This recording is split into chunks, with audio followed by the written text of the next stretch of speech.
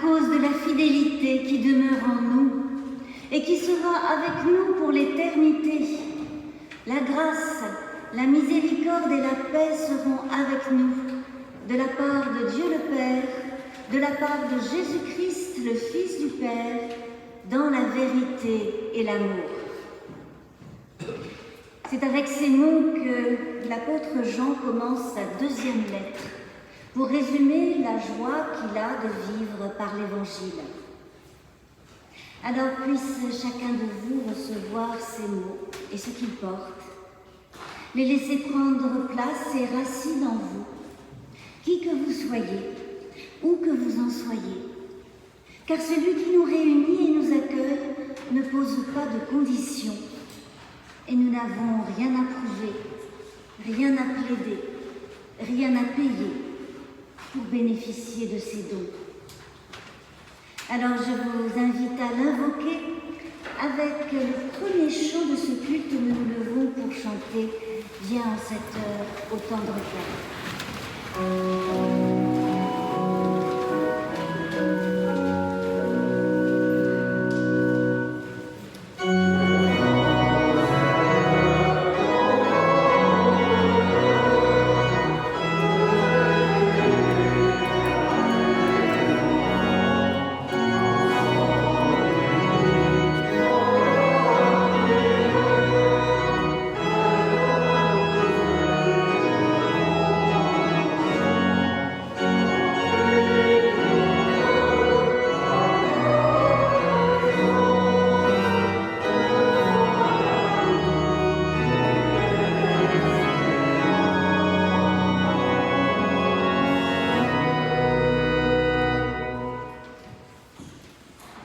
Nous restons debout pour la louange dans laquelle Françoise va nous conduire.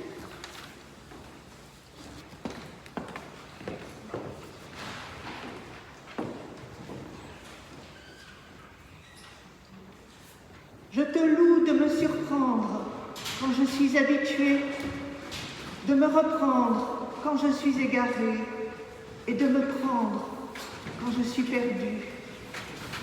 Je te loue d'être un Dieu vivant qui se met en quête de l'homme, non pas un Dieu qui demeure, mais un Dieu qui vient. Je te loue d'être moins le but que le chemin, moins le terme que la brèche, moins l'horizon que la marche. Dieu vivant, tu es vivifiant.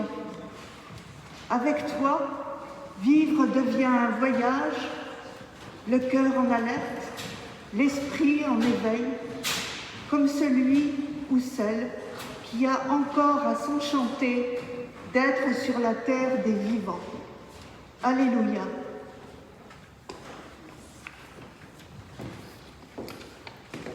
Et nous chantons à nouveau un chant, un psaume, le psaume 138, que tout mon cœur soit dans mon chant.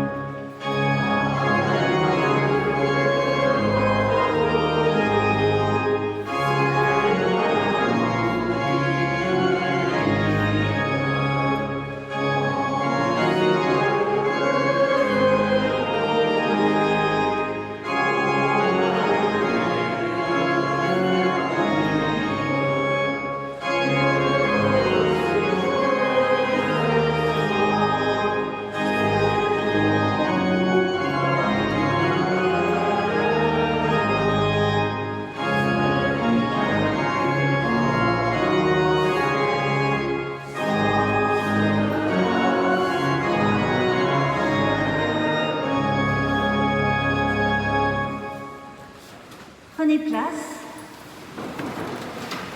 Et nous souhaitons aux enfants de l'école biblique une belle et riche séance pour ce matin.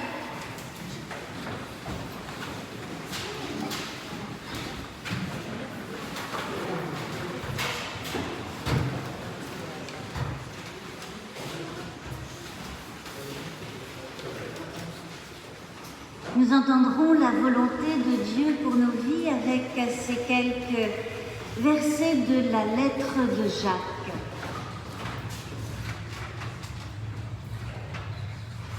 Accueillez avec douceur la parole qui est plantée en vous et qui est puissance de salut pour vos vies. Devenez alors des poètes, mettant en œuvre la parole, et non seulement des auditeurs passant à côté de sa signification essentielle. De fait, un auditeur de la parole qui ne la met pas en œuvre en tant que poète ressemble à un homme qui perçoit le visage de son origine dans un miroir. Or, c'est son propre être qu'il perçoit, puis il s'éloigne et en oublie aussitôt les traits. Tandis que l'homme qui se penche vers la loi parfaite, la loi de liberté, et qui y demeure, ne devient pas un auditeur oublieux, mais un poète mettant en œuvre une énergie. Et dans cette mise en œuvre résidera son bonheur. Amen.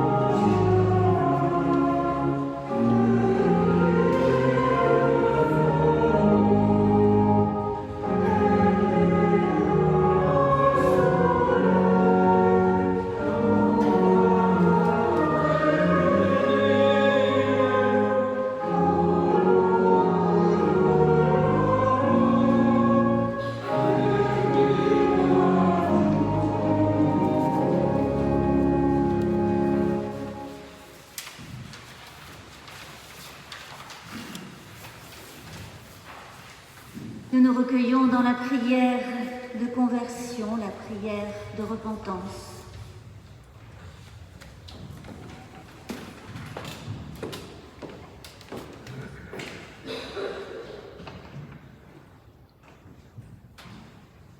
Éternel, un nombre infini de propositions nous sont faites, avec de multiples possibilités, impossible de s'y retrouver. Il y a tellement de messages, de papiers, de journaux, de voix. Comment faire le bon choix? Où aller? Vers quoi nous tourner? On nous propose toutes sortes de rendez-vous, toutes sortes d'itinéraires. Lequel est vraiment important? Éternel, tu vois notre trouble, notre confusion, nos hésitations. Aide-nous à voir clair, à vivre avec discernement, à choisir avec intelligence. Notre Dieu, que ta compassion nous accompagne et nous encourage. Amen.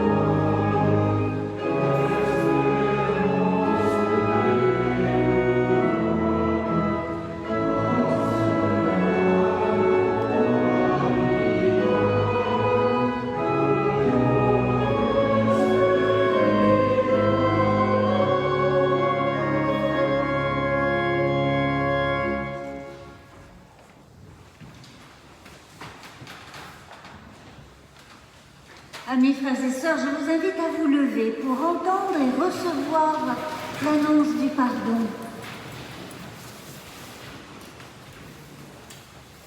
L'Esprit de Dieu recrée sans cesse en nous son image. Il change nos esprits encombrés. Il nous rend capables de donner du goût à notre terre et d'illuminer ce monde par sa clarté.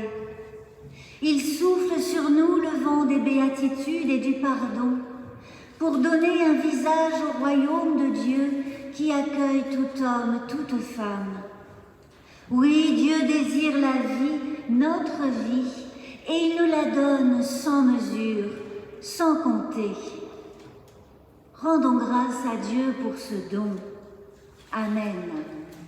Et je vous invite à chanter au cantique 264 les strophes 1, 3, 4 et 5, remplies d'amour et de reconnaissance. Le 264.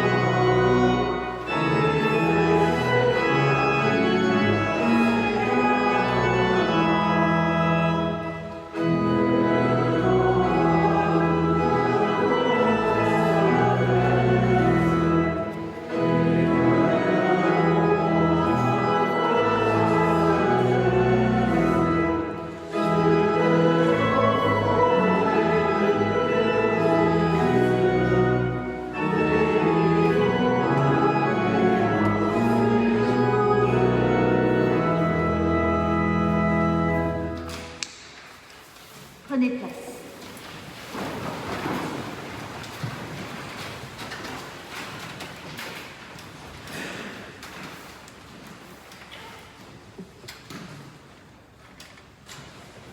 Nous prions avant de lire dans les Écritures.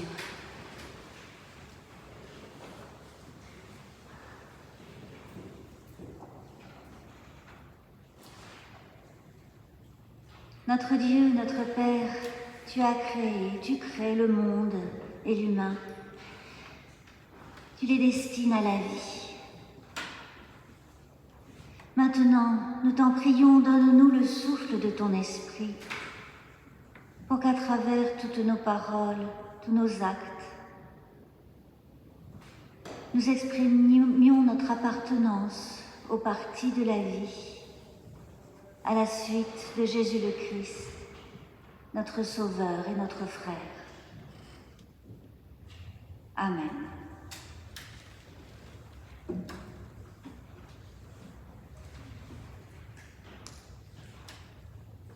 Le texte que je vous invite à entendre et à méditer aujourd'hui nous vient, comme souvent finalement, d'une des pauses spirituelles des semaines passées.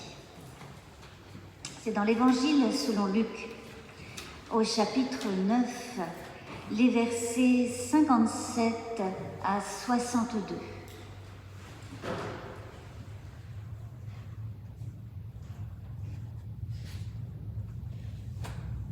Pendant qu'ils étaient en chemin, Jésus et les disciples, quelqu'un dit à Jésus : je te suivrai partout où tu iras. Jésus lui dit, les renards ont des tanières, les oiseaux du ciel ont des nids, mais le Fils de l'homme n'a pas où poser sa tête.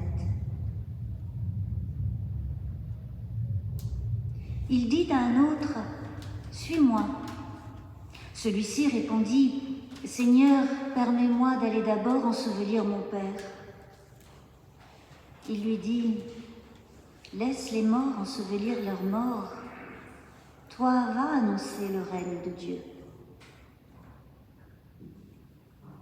Un autre dit, je te suivrai, Seigneur, mais permets-moi d'aller d'abord prendre congé de ceux de ma maison.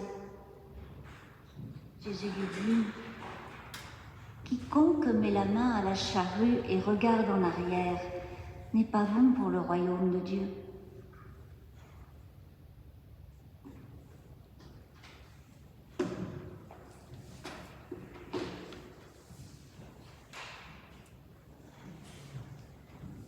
S'il est question de suivre Jésus, c'est qu'il est question de foi. Suivre Jésus, c'est une expression pour parler de la foi. Et ce passage de l'évangile de Luc permet d'en comprendre quelques caractéristiques, non pas, surtout pas, une définition unique et définitive, mais des éléments constitutifs que Luc invite ses lecteurs à découvrir chemin faisant, chemin de lecture, chemin d'interprétation, chemin de foi, chemin de vie. 3 rencontres, 3 brefs échanges, non pas pour 3 étapes qu'il faudrait mettre en œuvre scrupuleusement les unes après les autres, mais plutôt 3 situations humaines que chacun de nous peut connaître dans sa propre existence.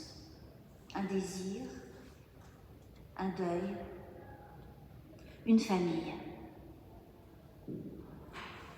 Je te suivrai partout où tu iras, dit la première personne. Un élan, un désir, un enthousiasme soulève cette personne. Un attachement à Jésus dont rien ne permet de dire qu'il ne serait pas sincère ou qu'il ne serait qu'un feu de paille. C'est à un changement radical qu'aspire cette personne. C'est le désir de ceux qui ont trouvé le sens, l'essentiel, le trésor pour leur vie et qui ne veulent pas s'en éloigner. Un changement radical, c'est d'ailleurs la manière dont la traduction de la Nouvelle Bible Second traduit la notion de conversion. Et c'est bien ce qui a saisi cette personne, ce qui a produit ce désir profond de suivre Jésus, de rester près de lui fidèlement. Cet être humain qui veut se tenir dans le même lieu que Jésus, près de lui, veut être certain de ne pas perdre le sens, l'essentiel, le trésor, pour ne pas non plus se perdre lui-même, puisqu'il a trouvé en Jésus le Christ sa raison de vivre, sa raison d'être. Et pourtant, Jésus n'accueille pas à bras ouverts ce désir. Il n'acquiesce pas à cette volonté exprimée par cette personne. Jésus dit qu'il n'y a pas de lieu pour le Fils de l'homme. Jésus dit qu'il n'y a pas de lieu où le suivre. Jésus le Christ n'est pas celui que cette personne désire suivre partout. Il y a un écart entre le désir de cette personne et le réel indiqué par Jésus le Christ. Et la sincérité d'un désir ne peut procurer l'assurance d'une proximité immédiate, permanente, avec ce Christ vagabond, car on ne peut pas s'accrocher à lui pour être certain de rester auprès de lui. Il n'est pas de cartographie, de géographie qui assure une proximité avec lui. Il n'est pas de lieu où il serait des lieux saints et des lieux où il ne serait pas, des lieux profanes. Et il ne s'agit pas non plus d'une géographie, d'un espace symbolique. Il n'est pas de formule, de catéchisme, de dogme ou de rite qui le contiendrait. Ce Christ, là, et pas ailleurs. Il ne peut y avoir aucune assurance qu'il est ici et pas là, qu'il est là et pas au-delà. Aucune assurance de pouvoir dire « je suis avec lui ». Je le suis de près, de tout près. À cette personne qui désire le suivre partout où Jésus ira, Jésus répond que le suivre, lui, c'est prendre un risque, c'est le risque de la foi, qui est confiance et qui n'est pas assurance. C'est seulement dans la confiance, par la confiance, qu'il devient possible de quitter les lieux de certitude, de s'affranchir de la garantie des définitions, des représentations, des images bien taillées, qu'il devient possible de s'écarter des balises de sécurité. Oh oui, les renards sont attachés à leur terrier, les oiseaux sont attachés à leur nid, ils ne vont ni trop loin ni ailleurs. Mais les disciples ne sont ni des renards, ni des oiseaux. Les nids douillet, les tanières secrètes ne peuvent servir que de refuge pour s'assoupir dans des pensées casanières, des récitations automatiques, des habitudes pour se réconforter soi-même. Et c'est parce qu'il est question de risque, qu'il est question aussi de cette liberté évangélique qui consiste en la dépréoccupation de soi, qui laisse la place à l'attention envers autrui, à la bienveillance envers autrui et à l'espérance, y compris dans des situations d'indifférence, d'incertitude, de méfiance ou d'hostilité, comme celle que nous éprouvons tous dans nos existences et dans l'actualité aujourd'hui. Suivre le Christ, ce n'est pas se coller à lui, c'est se laisser relier aux autres, quels qu'ils soient. C'est un risque. Le Fils de l'homme n'a pas opposé sa tête, mais tous les fils et filles d'hommes sont là, chacun comme occasion, offre, cadeau de rencontre. Et le Christ est là dans le regard d'accueil, dans le mot de reconnaissance, dans le dialogue, dans la fraternité, comme dans chaque ouverture à un autre que soi-même. Ce Christ vagabond, ce Christ insaisissable, il ne s'agit pas de vouloir être avec lui, de le suivre partout où il ira, mais de croire qu'en lui, Dieu est avec tous les enfants des hommes, où qu'ils soient et quels qu'ils soient. Ce Christ insaisissable, il ne s'agit pas de le suivre partout où il va, mais de le suivre partout où l'on va. Et c'est ainsi que Luc poursuit, avec les tout petits récits de deux autres rencontres, dont les modalités sont différentes, puisque Jésus appelle l'un, tandis que c'est l'autre qui exprime son désir de le suivre, et rencontres qui présentent deux situations de vie particulières. L'un des hommes est en deuil et l'autre est en famille.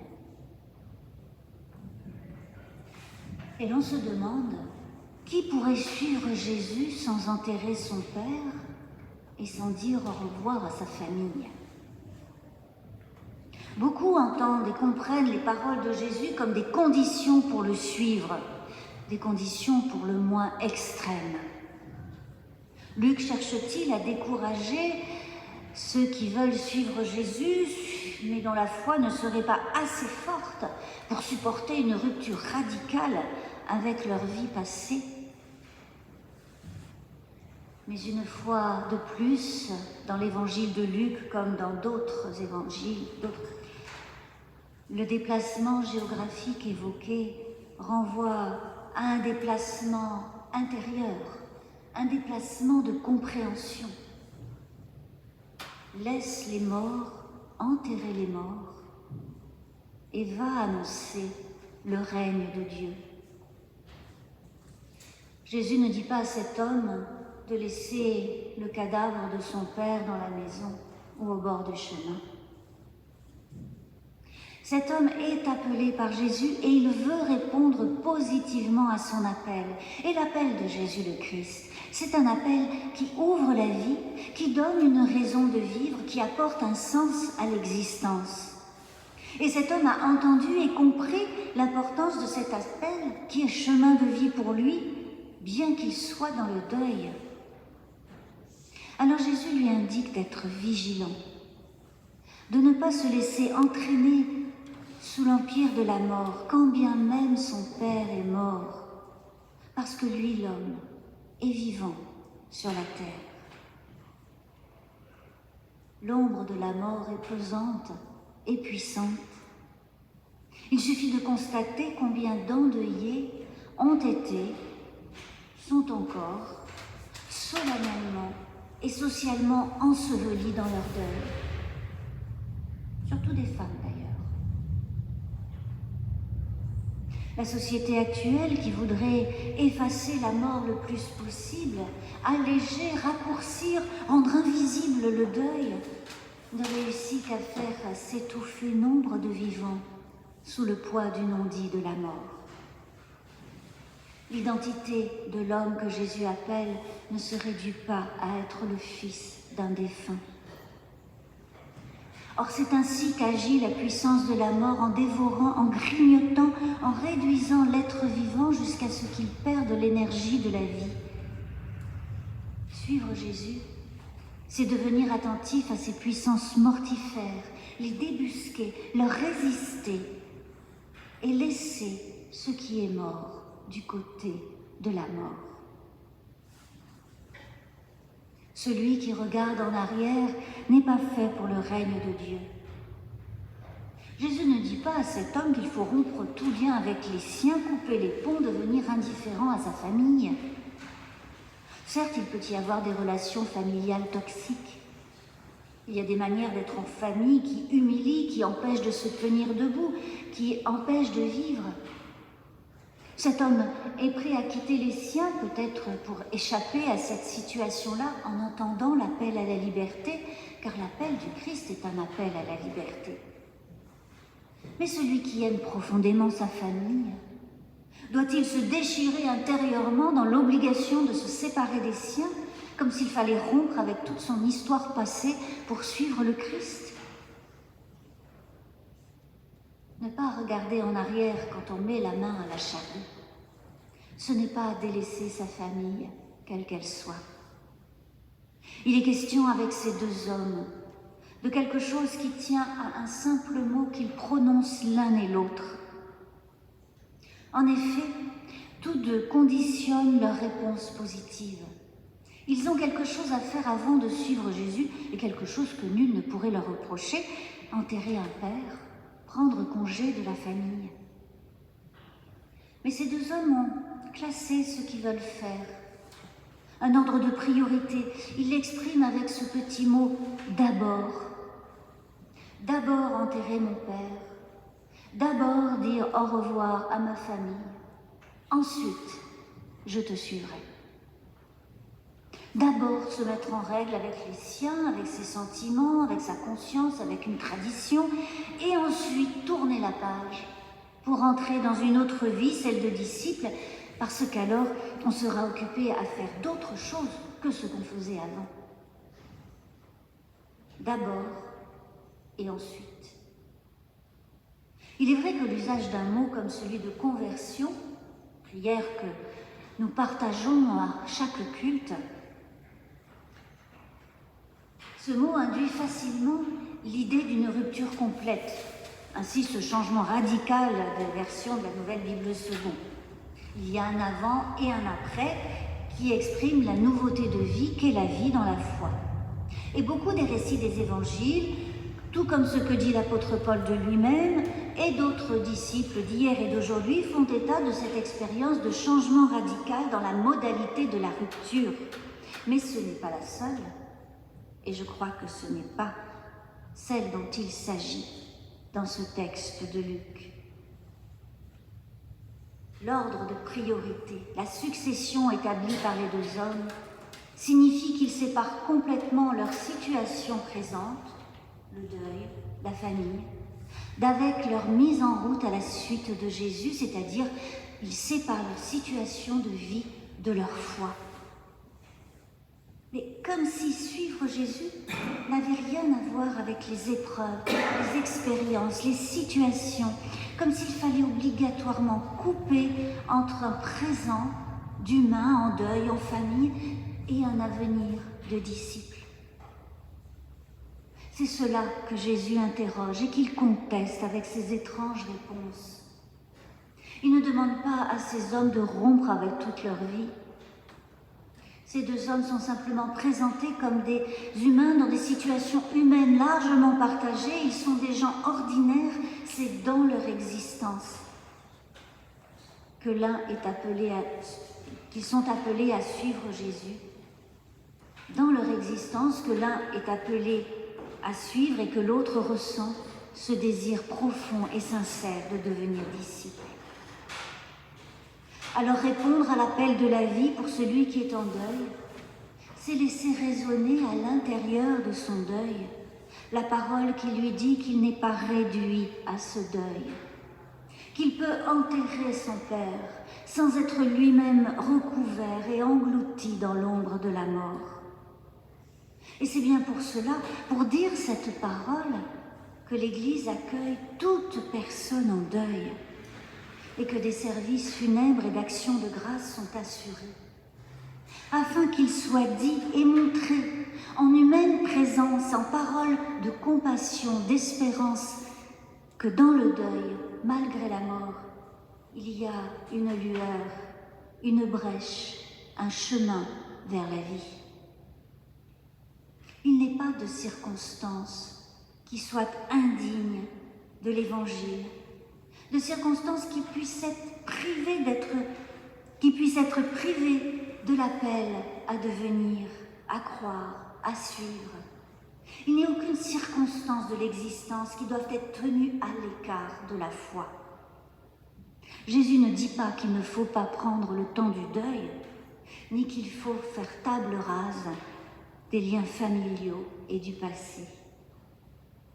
Être en deuil n'empêche pas de le suivre, même avec le chagrin, avec les souvenirs, avec tout ce qu'on met en place pour faire face au passage de la mort et à l'absence.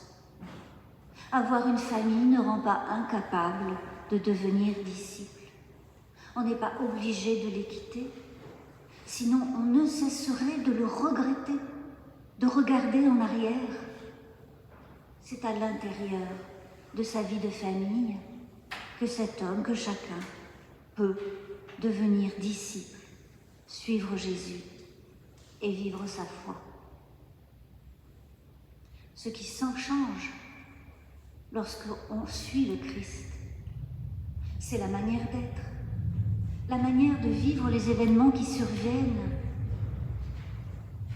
la manière de faire face à un deuil ou à tout autre bouleversement de l'existence.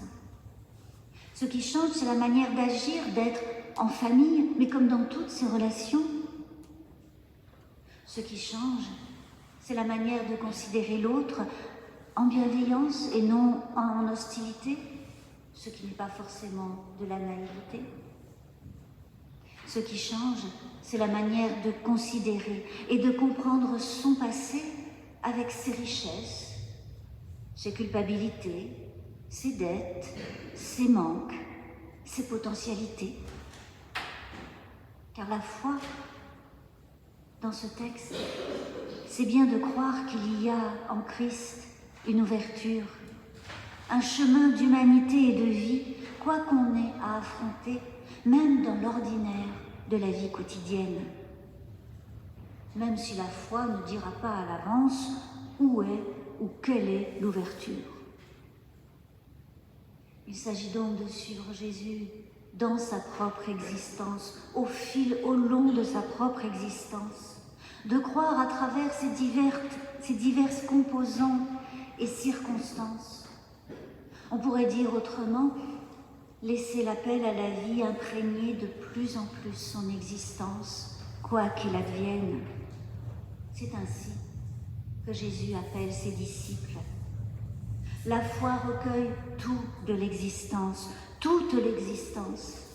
Un chemin de foi est un chemin de vie, c'est un chemin de soi, d'intégration, d'intégrité de soi, autant qu'un chemin vers les autres.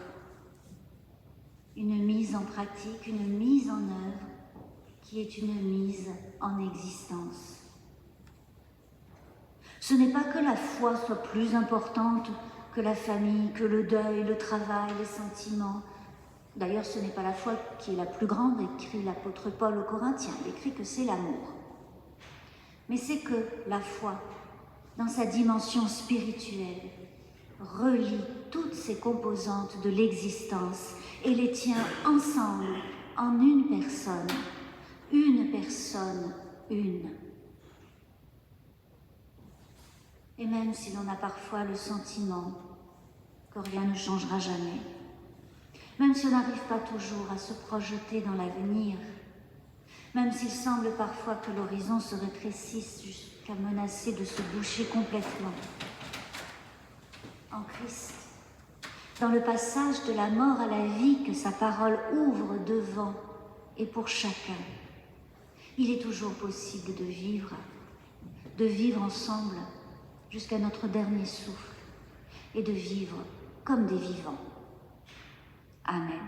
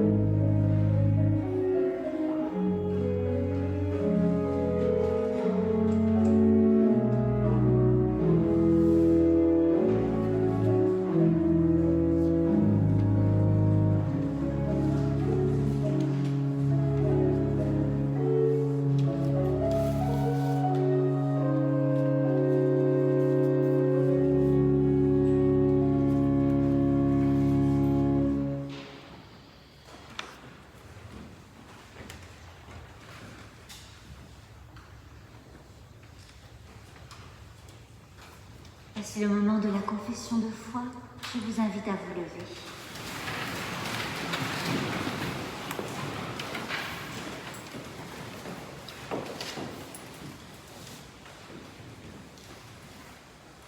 L'être humain n'est pas seul.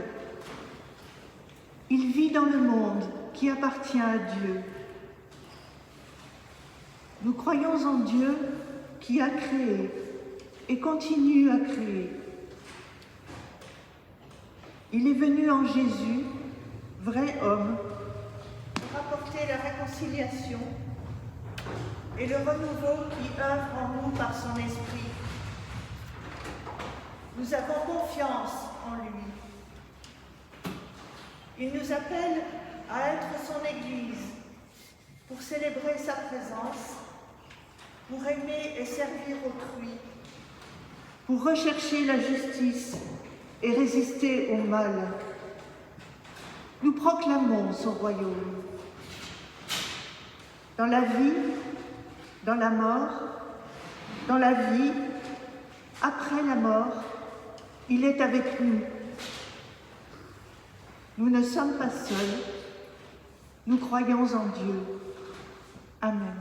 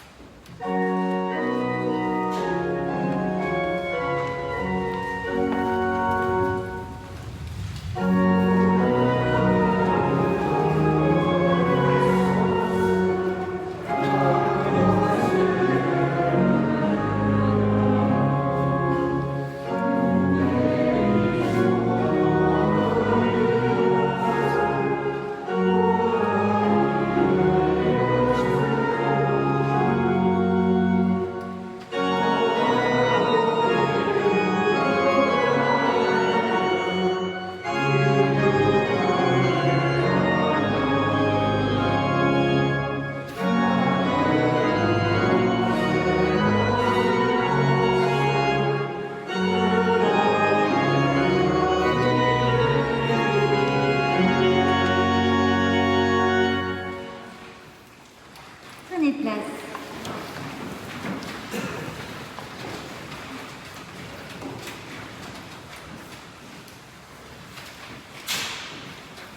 Voici le moment des annonces et il y en a beaucoup ce dimanche.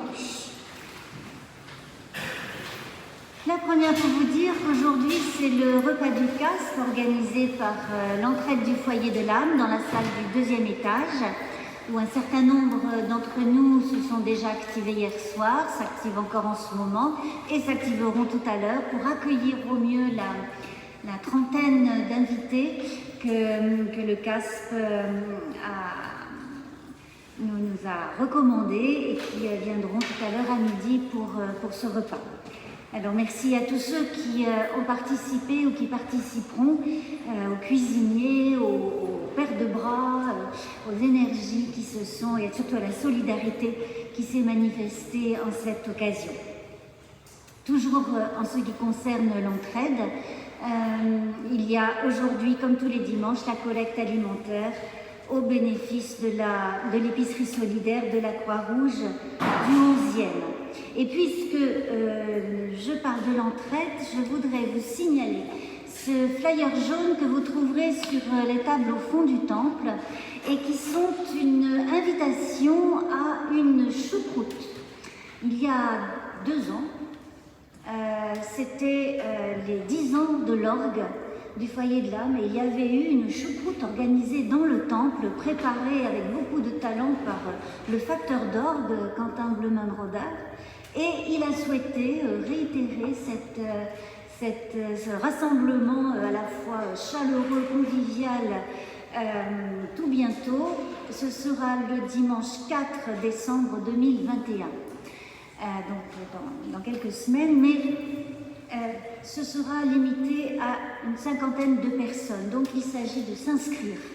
Et vous avez l'adresse sur le flyer où vous inscrire pour participer à cet événement que Quentin a appelé Choucroute au temple. Voilà. Vous aurez aussi tous les renseignements sur la petite feuille jaune et les bénéfices de cette soirée seront versés à l'entraide du foyer de l'âme. Donc nous remercions beaucoup Quentin, l'association des cantates et le conseil presbytéral aussi d'avoir d'accueillir cet événement. Donc ça, c'est cette feuille-là. Alors, je vais dérouler les réunions de cette semaine et puis après, nous passerons à d'autres annonces pour d'autres événements.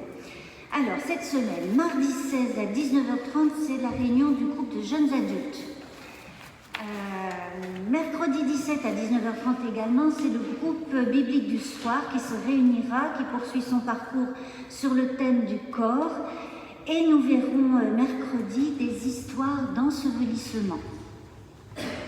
Jeudi 18 de 12h30 à 13h30, dans le temple, la pause spirituelle comme toutes les semaines. Vendredi 19, contrairement à ce qui était annoncé sur le bulletin de l'amitié, il n'y aura pas de réunion des JMJ. Ce mois-ci, il n'y aura pas de réunion des JMJ. Le groupe reprendra le mois prochain à la date prévue. Samedi 20, c'est le groupe Évangile et Liberté qui se réunira ici dans la salle du second avec grâce à notre ami Laurent Gagnebas, à 14h30. Et c'est un horaire tout à fait inhabituel. Alors, c'est bien ça, Laurent, hein? Non? Non. Ah bon? C'est une erreur. C'est une erreur. Merci. Je rectifie. C'est à 10h30. Donc, voilà, tout va bien. pour ce groupe Évangile et Liberté. Donc, samedi 20 à 10h30.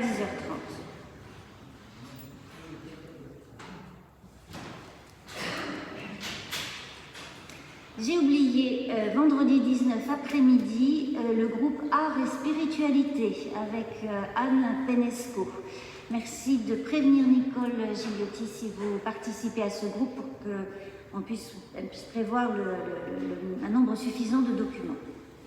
Art et Spiritualité, c'est ce groupe qui, entre lecture de textes d'auteurs classiques et écoute de musique, chemine d'une manière particulière, en spiritualité, en dialogue, et c'est un groupe tout à fait enrichissant. Dimanche 21, il y aura le culte bien sûr à 10h30, et c'est le pasteur Philippe Kabongo-Baya qui assurera ce culte. Nous l'avons déjà accueilli ici. Le pasteur Kabongo-Baya est aussi président du mouvement du christianisme social. Il sera là parce que moi, je serai avec Jean-Paul, que j'ai vu quelque part, voilà, là-bas.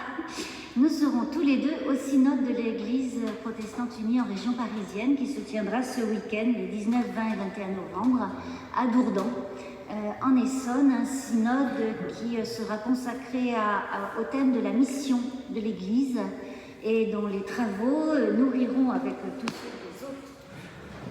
C'est le four, je pense, hein. C'est le four du deuxième qui est sauté. Donc, les travaux de ce synode et des autres synodes régionaux nourrira le travail du synode national de l'année 2022, qui portera également sur ce thème de la mission de l'Église. Alors, maintenant, d'autres annonces. D'abord, vous trouverez sur une des tables du fond l'appel du mois de la CAP. Il était déjà là le mois dernier, je crois que nous allons en prendre l'habitude. Il s'agit de soutenir, d'accompagner la CAT dans son soutien à une personne, le général emprisonné par un régime dictatorial ou totalitaire pour des questions parce qu'elle a témoigné pour défendre les droits humains, parce qu'elle a manifesté pour les droits de l'homme. Ce mois-ci, il s'agit de 12 journalistes et défenseurs des droits de l'homme du Burundi. Et donc, il suffit de prendre le dépliant, de détacher la carte, de la signer, de mettre un timbre à 1,28 €, c'est indiqué dessus, dans une boîte aux lettres. Je n'ai pas grand-chose à faire, mais c'est très important.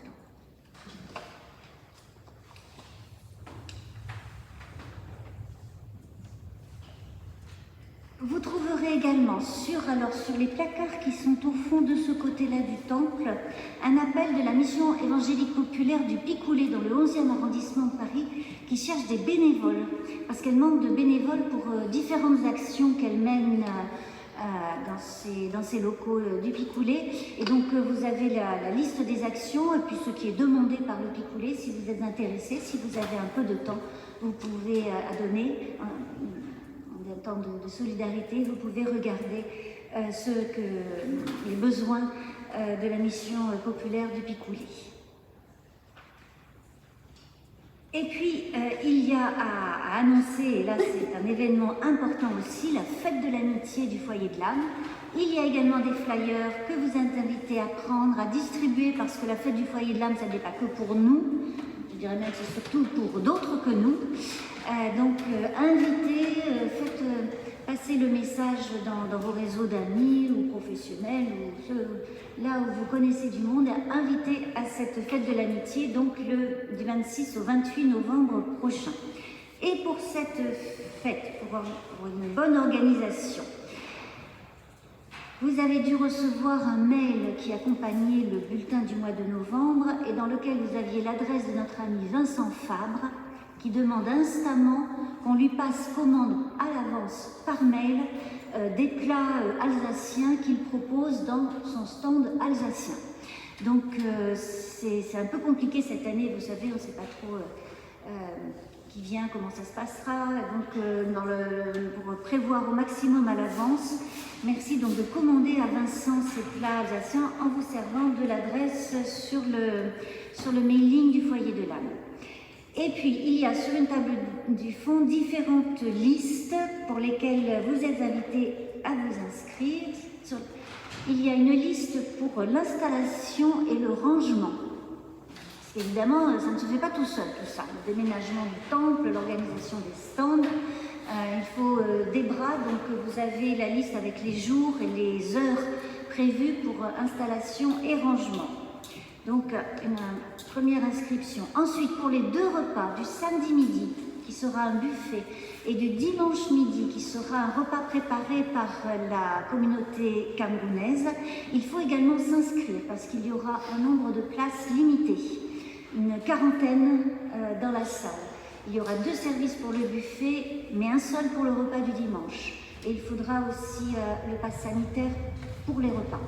Et s'inscrire donc à l'avance. Vous avez également les feuilles. Et la dernière inscription, c'est pour fournir le salon de thé en gâteau. Et puis les stands en confiture, petites confiseries, tout ce que vous savez faire de bon et de très bon. Donc vous pouvez également vous inscrire et merci à vous, puisque la fête de l'amitié, c'est la fête que nous offrons tous. Donc nous nous y mettons tous. Est-ce qu'avec tout ça, j'aurais oublié quelque chose? Oui, l'Assemblée Générale de l'Association Culturelle qui aura lieu aujourd'hui, tout de suite après le culte. Merci Didier. À tous ceux qui sont intéressés par et membres surtout de cette association, mais pas forcément, vous pouvez aussi participer sans être membre et donner, échanger des idées pour l'association culturelle. S'il n'y a rien d'autre, eh bien, voici le moment de l'offrande, de la solidarité, de l'aide à cette Église pour qu'elle remplisse sa mission. Et pendant cette offrande, nous nous levons pour chanter un cantique, c'est le cantique 291, « Seigneur, tu as formé la terre ». Et Aurélien, que je remercie aussi de nous accompagner pour la 4e fois au moins pendant l'absence de Frédéric et d'Elisabeth, eh bien, Aurélien va d'abord le jouer et nous le chanterons ensuite. Et nous nous levons.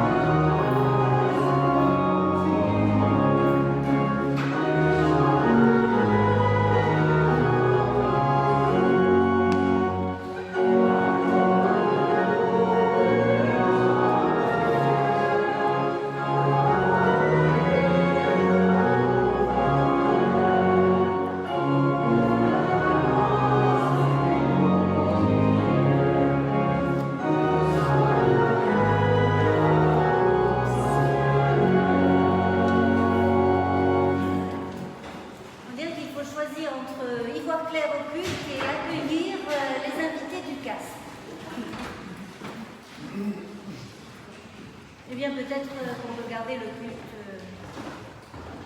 dans une demi-lumière, parce que de toute façon, la lumière est tombée. Je vous invite à vous asseoir.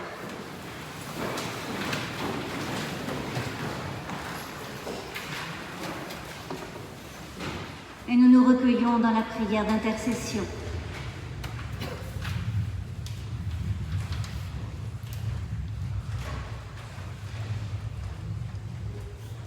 Notre Dieu, nous nous tournons vers toi dans la prière, et c'est une manière de faire place en nous à autre que nous-mêmes. Et premièrement à toi. Toi dont la parole vient éclairer nos existences pour nous relever dans ton amour.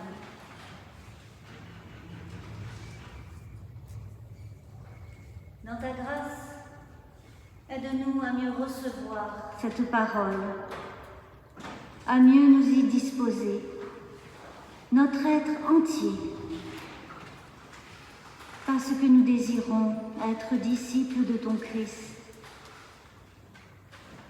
Aide-nous à reconnaître nos illusions et nos confusions et à laisser ton esprit agir dans tous les domaines de notre vie, afin que nous devenions des hommes et des femmes de confiance, en confiance.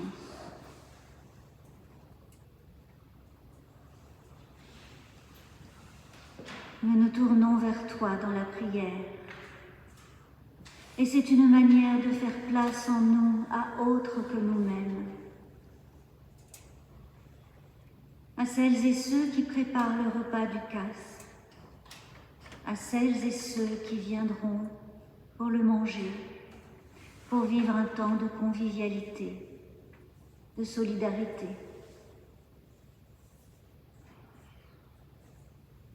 Faire place en nous à nos proches qui traversent un temps d'épreuve, le deuil, la maladie, l'échec, la rupture.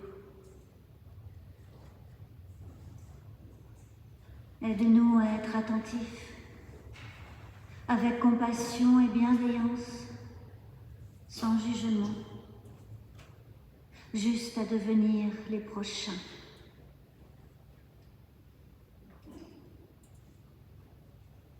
Nous portons aussi dans notre prière les hommes et les femmes plongés dans la guerre, dans l'oppression, dans le dénuement. Les réfugiés qui se pressent aux frontières, les exilés en attente d'un lieu de repos, en attente de mains de compassion. Nous t'en prions, accorde-nous, à nous et à d'autres, un peu de ta sagesse, cette sagesse folle d'hospitalité, d'accueil, que tes prophètes, Jésus de Nazareth, et Pierre Valdo, et Martin Luther King, et bien d'autres encore ont fait passer, en parole, en acte, tous ces poètes de ta parole devant leurs contemporains. Et ce n'est pas que nous voulions devenir des héros, mais seulement des disciples.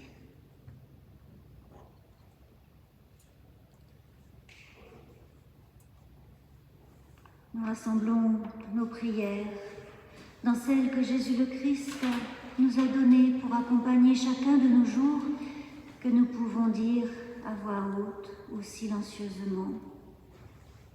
Notre Père qui es aux cieux, que ton nom soit sanctifié, que ton règne vienne, que ta volonté soit faite sur la terre comme au ciel. Donne-nous aujourd'hui notre pain de ce jour. Pardonne-nous nos offenses, comme nous pardonnons aussi à ceux qui nous ont offensés. Ne nous laisse pas entrer en tentation, mais délivre-nous du mal. Car c'est à toi qu'appartiennent le règne, la puissance et la gloire au siècle des siècles. Amen.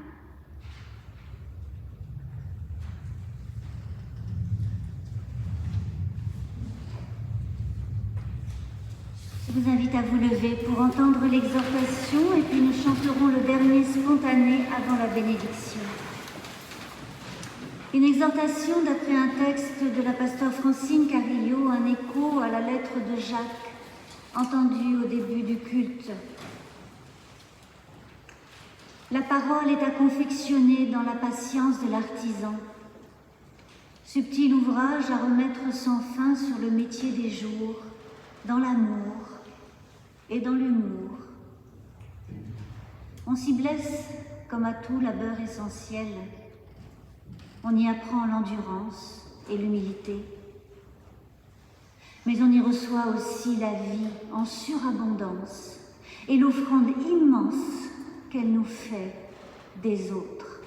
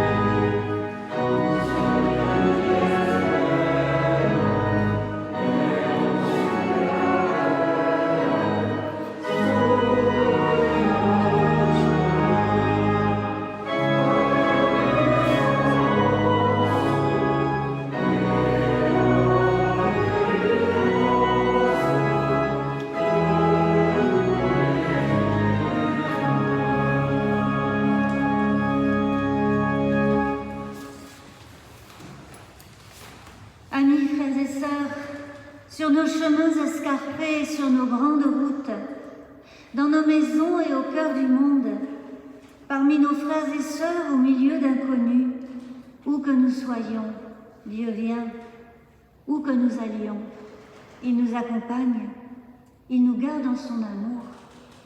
Alors, allons en paix. Amen.